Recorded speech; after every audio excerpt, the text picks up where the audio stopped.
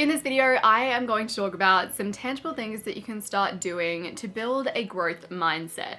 So Carol Dweck introduced the concept of people with a growth mindset versus people with a fixed mindset some time ago. People with a fixed mindset are people who think that their identity is concrete. They are who they are. There's not much that's going to change them. If you're talented, you're talented. If you're not, you're not. It reminds me of that quote, if you don't like where you are, move, you're not a tree. People with a fixed mindset are the tree. They hit like 25 and they're like, okay, this is me, no changing me now. And then there are those people with the growth mindset. Those are the people that realize that their identity isn't this fixed construct. They can change, they can grow, they can better themselves. They know that if they put effort into being more of a people person, they're gonna be more of a people person. They know that just because they don't go to the gym every day right now doesn't mean that in the future they might not become an Insta fitness person. People with a growth mindset are just naturally going to achieve more in their life because of the way that they think and the things that they believe. Simply believing the fact that you can change and you can grow and you can get better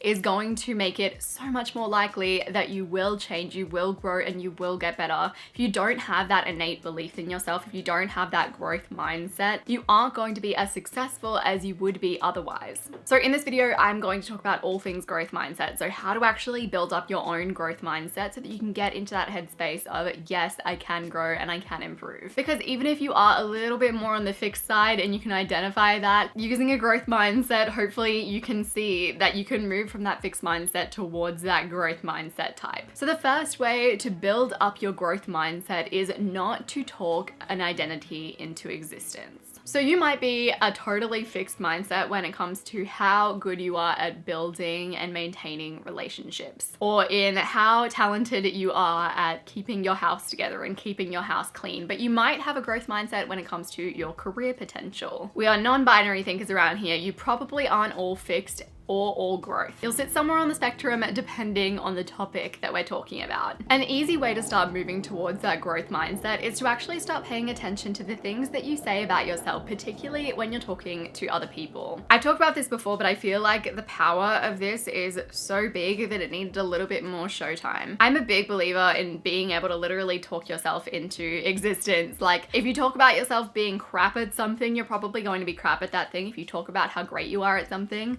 may not be great at that thing, but you're going to be better than crap. If you say your memory is bad, your memory is going to be bad. If you say that you can't keep a clean house, you're not going to be able to keep a clean house. If you say you're disorganized, you're going to be disorganized. When you speak out loud about who you are and claim your identity out loud, pay attention to what you're saying, because your subconscious is listening, it's taking it all in, and it's acting on it. I am guilty of this, you are guilty of this, we're all guilty of it, and we need to work on it. So Carol Dweck talks about the power of adding yet. So if you start to talk about yourself in a way that isn't flattering and isn't helping, then add a yet onto the end. So I'm just not really a clean person yet, but I'm working on it. So I've started doing these 20-minute a day timers and it's working really well for me. So I'm hoping that I will be able to keep my shit clean. I am a shocking communicator, but actually I'm working on it. So I've started saying less likes and less ums when I talk, and I feel like I'm really making strides. So if you want to turn this into something more tangible, start actually keeping a log of the things that you do say about yourself, and you'll start to realize that it may actually be you who's creating this identity for yourself. Then you can do a little bit of a negative belief exercise. So take those beliefs that you're saying out loud about yourself. So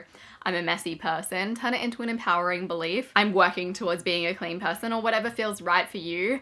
And then start to back it up with evidence. So a year ago, you kept your house clean for like 5 months. It was never dirty. And you build a habit of running every day, so you can absolutely build a habit of cleaning house every day. Or you once did a presentation that got you 10 personal messages from people thanking you because it was so impactful. So you obviously have the ability to be a good communicator with effort. The next way to create a growth mindset is to redefine failure. There's a quote that reads, "Failure is just an opportunity to begin again, this time a bit more intelligently. If you learn from a defeat, you haven't really been defeated." Just full of the inspirational quotes. To start being someone who views failures as learning opportunities, which is absolutely in line with the growth mindset, you can start logging your failures, which could feel a little bit gross at first if it's not something that you're really used to doing, reflecting on your failures.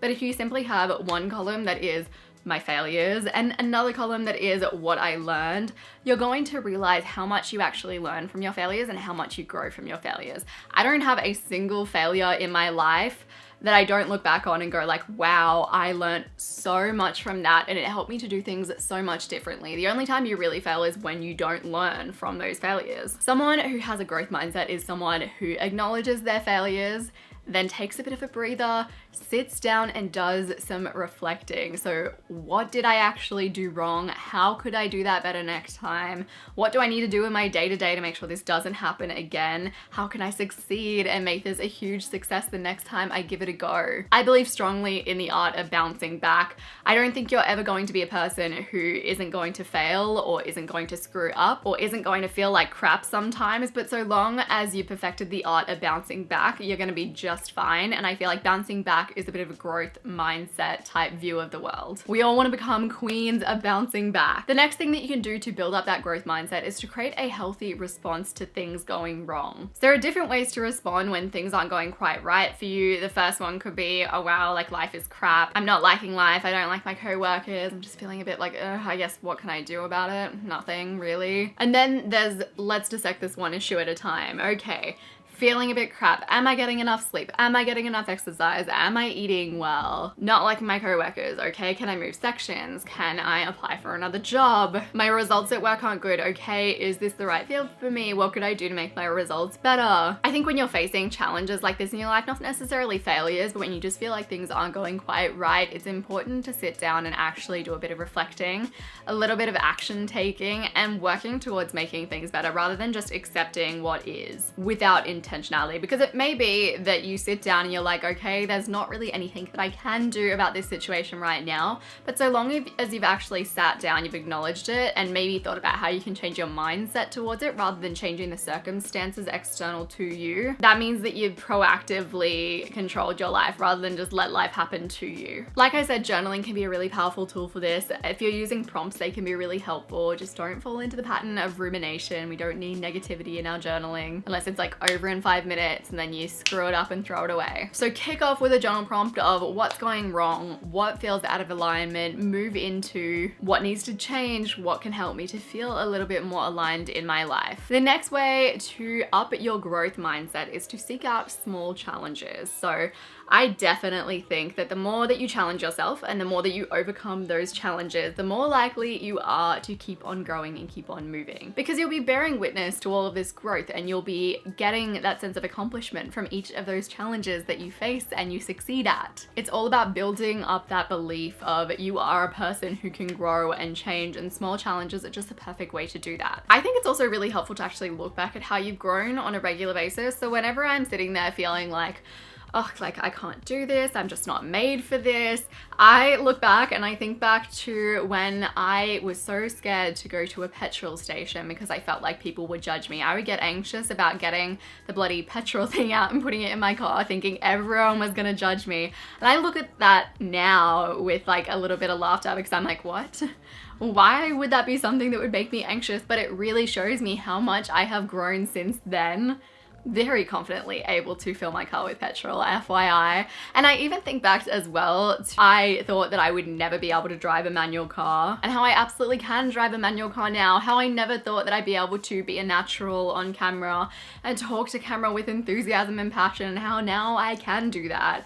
So really start to log those successes as well, so you can look back at them and be like, look at what I have achieved, therefore I should also be able to achieve this thing. I talked recently about creating a discomfort list. I talked about that in my 6 lists to make to up level your life, and that could be a good place to go to actually build a list of challenges that you want to undertake. I'll have that linked down below. It also comes with a free workbook, so you can fill that out too. The next way to create a stronger growth mindset and move away from that fixed mindset is to learn to talk to your inner fixed voice in the right way. I recently made a video all about how to talk to your lizard brain. So the part of your brain that just wants comfort, that just wants coziness, that doesn't want you to step out of your shell in any way, shape, or form. And I think that you can use a lot of those same principles when it comes to talking to your inner fixed mindset, because I think we all have one. We all have a voice in the back of our head that's saying, yeah, this probably isn't for you. You're probably not going to be able to do this as good as that person over there. It creeps up on you from time to time, especially when you're trying to pursue new challenges. When you do have a thought that's very fixed, so for example, things are never going to change, this is never going to get better for me, I'm never going to grow, I'm never going to get past this. I listened to a podcast recently where a guy talked to that part of his brain by saying, the me is having a thought that I can't do this. The me is getting angry. The me is feeling a little bit overwhelmed. By doing this, you create distance between you and that thought. It creates just a little bit of separation so that you're not over-identifying with your feelings, which is a real key to living an enjoyable life. If I over-identified with all of my feelings, like, I'd be a mess. If the me doesn't work for you, give it a name. Create a little drawing of that part of you. That way, whenever you're having those thoughts, you can think like Samantha